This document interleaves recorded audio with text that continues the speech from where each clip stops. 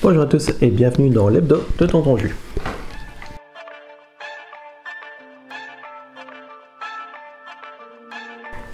Alors, cette semaine, on a de quoi faire, on a de quoi parler, parce que depuis juillet, heureusement, les choses se passent beaucoup mieux, et j'ai quand même réussi à terminer 4 livres en moins de 15 jours, ici au mois de juillet, donc c'est pas mal, complètement l'opposé de mon mois de juin qui était un peu merdique à ce point de vue-là.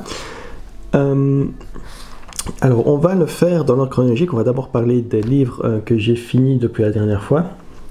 Et puis on passera aux livres en cours et à venir. Et donc, la première chose, c'est que j'ai terminé ici maintenant The Book of the New Sun. Donc, Book of the New Sun, encore une fois, ça fait pas mal de fois que j'en parle, mais donc c'est de la science-fiction, mais qui se lit un peu comme de la fantasy. Il y a une raison pour ça, je vais pas aller plus loin. Donc ici, c'est une série de 4 livres, mais qui sont réellement qu'une seule histoire, globale, formée par 4 livres. Et donc ici, j'ai le volume 2, qui en réalité comprend donc le tome 3 et le tome 4. Et donc ici, maintenant, j'ai fini l'entièreté de Book of the New Sun. Alors, je l'avais dit la dernière fois dans mon dernier hebdomadaire, le livre 3, j'ai mis énormément de temps à le finir, j'ai eu du mal à le finir. J'ai mis, je pense, à mon avis, bien 3 semaines à le lire. Je n'avançais pas. Et puis, le tome 4, qui fait aussi 300 pages, c'est un livre de 600 pages total. Les 2 livres font 300 pages, et le tome 4, je l'ai dévoré en 3 jours. Tout simplement que le début est déjà plus intéressant, je trouve, mais dès la moitié du livre, on commence à avoir la réponse à certaines questions. On n'a jamais réellement de réponse concrète. L'auteur fait même planer le doute sur certaines choses, mais on a suffisamment d'éléments que pour comprendre quand même plus ou moins de quoi il en est, même si on n'est jamais trop sûr. C'est un livre, c'est un peu ça le truc du livre, c'est qu'on doit tout interpréter. Il y a beaucoup de choses qui sont cachées dans les détails du livre, et donc oui, la fin est quand même explicite, j'ai envie de dire, on comprend quand même ce qui se passe, mais il y a certaines choses où il faudra quand même interpréter un peu plus et voir si les pistes qui sont avancées sont réelles ou pas, puisqu'il y a quand même l'une autre chose où voilà, le narrateur lui-même laisse planer le doute sur réellement ce qui s'est passé, ou sur comment ça s'est passé, je veux dire. Donc dans l'ensemble de la série, j'ai quand même bien aimé. C'est clairement pas un livre parfait. Ça va, mais je comprends fort bien pourquoi c'est souvent considéré comme un classique. Ça va, parce que c'est vrai que c'est pas le genre de livre qu'on voit souvent. Et comme je l'ai dit, c'est de la science-fiction qui se lit un peu comme de la fantasy, et ça demande un vrai travail actif du lecteur, une vraie interprétation de la part du lecteur. Et c'est pour bien comprendre les choses, et clairement c'est un livre que plus vous le lisez, plus le nombre de fois que vous allez le lire, à chaque fois on va comprendre bien la chose. Donc dans l'ensemble, il m'a quand même assez bien plu. Alors après ça, malheureusement, un petit abandon, j'avais parlé la semaine passée aussi, c'était les derniers parfaits de Paul Peorn, je pense que c'était le nom d'auteur. Malheureusement, celui-là, je l'ai abandonné à 10%. Ça, c'est un livre que j'avais acheté en promo à 2 €, donc j'aurais pas trop d'avoir dû l'abandonner. Mais ça avait bien commencé, le prologue était pas mal. Voilà, mais après ça, malheureusement, le style de l'auteur en réalité me convenait pas du tout, et plus je lisais ça, plus les défauts se voyaient. Et seulement, non seulement il y a beaucoup trop de choses qui sont dites plutôt que montrées, donc ça m'a un peu chosé. Une fois de temps en temps, dire les choses de manière explicite, ça va, mais ici j'ai l'impression qu'il y a quand même pas mal de choses dites plutôt que montrées. Aucune subtilité dans le style. Vraiment, s'il y a quelque chose qu'on doit faire attention, ben voilà, il va faire 3 paragraphes sur le bazar pour bien attirer l'attention sur cette chose. Donc ça, c'est un peu dommage. Et surtout aussi, j'ai trouvé quand même qu'il y avait un manque de description physique. J'ai eu vraiment du mal à m'imaginer aussi bien les personnages que les différents paysages, j'ai envie de dire, qu'on voit au début du livre. Et donc voilà, à un moment donné, ça me plaisait plus, donc j'ai préféré l'abandonner sans remords.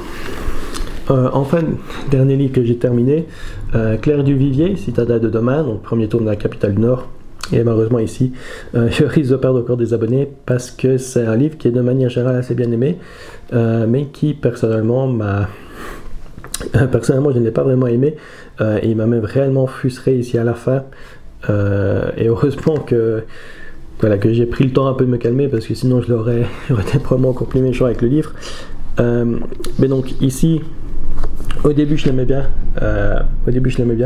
Le style de l'autrice est quand même plus proche de ce que je recherche par rapport à Capitale du Sud, qui est écrit par son mari. On a ici un roman à la première personne et on a de l'introspection, on est réellement dans la tête du personnage. Ça va, donc ça m'a bien plu au niveau du style. Au-delà de ça, c'est vrai que les dialogues sont parfois un peu bizarres, parce qu'au niveau des dialogues, chaque fois que c'est dans le passé, ils vont utiliser le passé simple plutôt que bêtement le passé composé pour parler. Donc ça rend les dialogues un peu bizarres. Je pense que c'était pour... ici, c'est vraiment chaque fois les personnages aristocratiques qu'on a dans le livre, puisque le livre, c'est vraiment grosso modo une cité où on a vraiment une noblesse qui est toujours là, et puis la partie les travailleurs, etc. Et donc on a un peu des conflits sociaux comme cela, c'est un peu ça le background du livre. Et donc je pense que l'utilisation du passé simple ici dans les dialogues, c'était pour donner un aspect un peu aristocratique au personnage. Je suis pas sûr que ça marche réellement. Ça rend les dialogues parfois un peu difficile à lire ou un peu bizarre à lire. Alors pourquoi je l'ai pas aimé? D'une part, rien n'est résolu dans le livre. Ça va. Je pensais qu'on allait quand même avoir une sorte d'intrigue, ou en tout cas quelque chose qui quand même se clôture ici, mais c'est pas le cas. Ça va, et donc ça je déteste toujours, où c'est pas une histoire complète contenue dans le livre, c'est vraiment l'acte A de l'histoire qui est ici fait en trilogie. Je peux parfois passer outre si le reste est bon. Malheureusement, ce qui s'est passé ici, c'est que non seulement rien n'est résolu, mais le livre lui-même se termine sur un cliffhanger. Et ça je trouve ça hyper insultant pour les lecteurs, parce que donc ici c'est pas que l'histoire se clôture, le livre se clôture, et puis qu'elle fait un petit truc en plus pour mettre l'eau à la bouche du deuxième livre. C'est pas ça qui se passe. On a la scène de fin du livre, la scène de clôture où les choses sont censées se résoudre, et à la place que les choses se résolvent, ben non, on a un cliffhanger et on vous dit achète le tome 2, pauvre type, si tu veux savoir comment ça se finit. Et personnellement, moi, c'est vraiment ce genre de truc que je trouve ça insultant. Je peux encore comprendre que peut-être que l'intrigue générale ne se conclut pas ici, mais au moins terminer la scène, quoi. On termine la scène, on termine le chapitre à la fin du livre. Ici, ça se termine vraiment comme un pied de nez au lecteur, et ça, c'est quelque chose que je ne supporte pas. Et c'est ce qui m'a franchement énervé quand je suis arrivé à la fin de ce livre. Alors, on va passer aux lectures en cours et à venir. Alors ici, il faut savoir que je m'étais fait entre mai et juillet, je m'étais fait mon petit propre bingo, et ici, petit challenge personnel. Et au départ, je ne pensais pas que j'allais réussir à le faire, parce que mon mois de juin était assez pourri au niveau lecture. J'ai abandonné un livre et j'ai lu la moitié d'un autre. Et je n'ai absolument rien terminé à ce moment-là. Donc je pensais que ça allait être un peu difficile de faire mon challenge où il y avait quand même 12 livres en 3 mois, qui est à plus ou moins mon rythme normal. Mais ici, vu que mon mois de juillet, le début de mois de juillet est quand même assez bon, il me reste ici 3 prompts à compléter, donc pour terminer mon challenge, et 2 autres en plus qui sont des prompts bonus. Alors 3 livres, je vais certainement y arriver, donc je vais quand même essayer de faire l'effort de finir mes prompts principaux, et pour les 2 bonus on verra. Mais donc ici je vais avoir grosso modo 2 semaines pour lire 3 livres.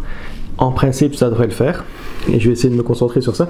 Et donc c'est pour ça que mes lectures en cours ou à venir, ce sont des choses qui vont en principe s'intégrer dans ce challenge. Alors on va commencer par un livre que ça fait un petit temps ici que je l'ai commencé, mais je l'avais techniquement mis en pause. Donc The Dragon Rebound d'Herbert Jordan, on est dans la route du temps, tome 3, on est dans de la fantasy, bonne vieille fantasy. Et c'est vrai que voilà, j'ai eu un peu de mal à me concentrer dessus. J'aimais bien le livre, mais simplement voilà, comme j'ai dit, mon mois de juin était assez merdique. J'avais du mal à me concentrer dessus, mais je pense qu'ici je vais pouvoir le reprendre et clairement le finir avant la fin du mois. ici. Donc ça va être le premier. Autre chose, je l'avais présenté dans ma vidéo sur les livres, les auteurs à qui je vais donner une deuxième chance. Et donc ici c'est A Wizard of Earthsea, je pense le sorcier de Terre-Mer, un sorcier de Terre-Mer, je pense en français, de Ursula K. Le Guin, ou Le Guin, comme on dit. Donc j'ai toujours du mal avec cette autrice-là. J'ai déjà lu celui-ci il y a des années, j'ai lu un de ses livres de science-fiction, et à chaque fois je me suis embêté. C'est vrai. Et donc celui-ci, je me suis rendu compte que je me rappelais pas nécessairement beaucoup de ce qui se passait dans le livre. Et vu que c'est un livre quand même assez court, il fait moins de 300 pages, voilà, je me suis dit, c'est une lecture rapide, ça va me permettre de me refaire une idée maintenant sur un peu plus précis sur Ursula K. Le Guin, puisque comme je l'ai dit, je me rappelle pas nécessairement du livre. Donc ici, simplement une lecture rapide, une relecture rapide. Ici. Alors enfin, une petite nouveauté pour moi, acheté ce jour même, et commencé déjà ce jour même aussi. Éric Foissier, Le Bureau des Affaires Occultes.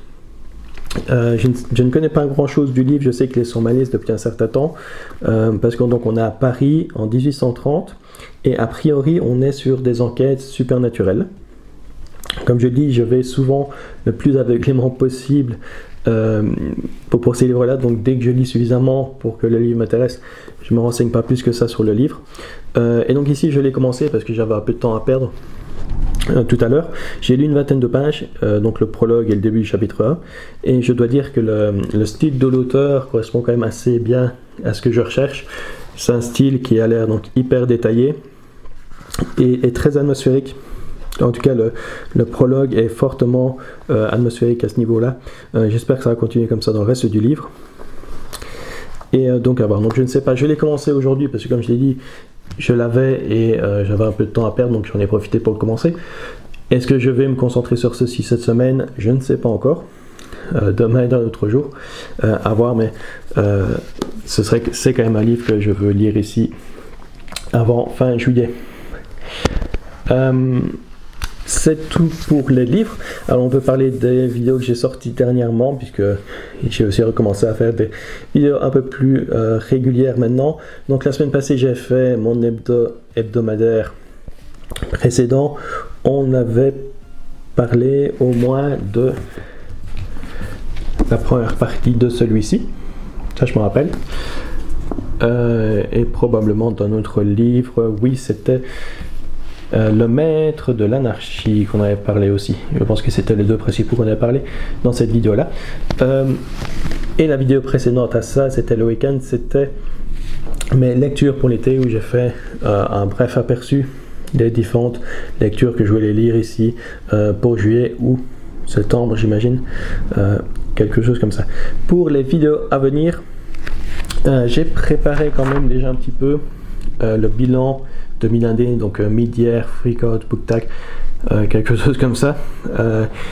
J'ai commencé à préparer ça, j'espère pouvoir le faire pour ce week-end.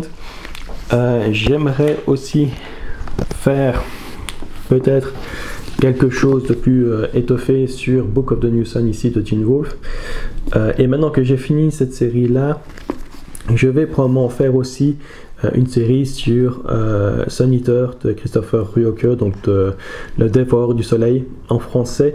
J'ai lu les 4 premiers livres de la série et j'ai décidé de m'arrêter là.